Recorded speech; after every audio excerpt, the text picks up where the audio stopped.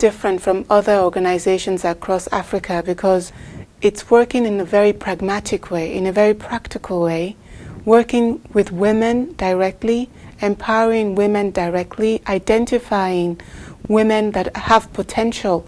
WIA doesn't engage with Africa as if it's a place just full of challenges. No, WIA sees Africa as a place full of opportunities and recognizes the women in Africa who are harnessing, who are organizing those opportunities to make a better life for their families and empowering those women. So WIA is part of the solution because it works with those bringing forward the solutions. Because of my background and because of my experience, my expectation is that women in Africa can unleash the power of the women in Africa.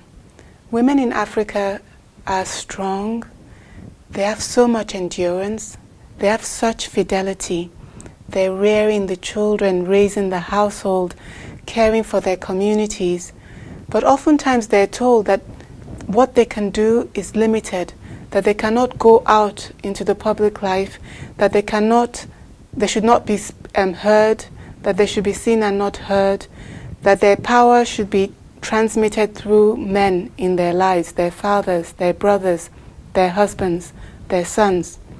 Through Women in Africa, I hope we can tell women to claim their power and use that power to build Africa.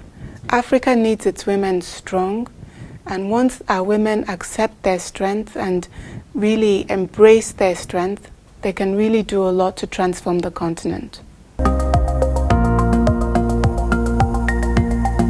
Is that we should cover the continent. Africa is huge. You could put all of Western Europe, all of the United States, China and India into Africa and you would still have space. Africa is a very big continent with 54 countries, with 1.1 billion people.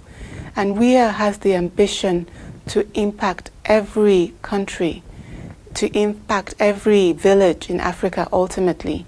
So my first goal is to make sure that we have 54 ambassadors for the 54 countries. Right now we have 32, and that we begin to build our councils in a way, think of it as building the skeleton so that we can then move as a body. African women are the key to transforming the African continent because of the way in which African women have been reared. That means that the way in which we were raised from babyhood, from childhood.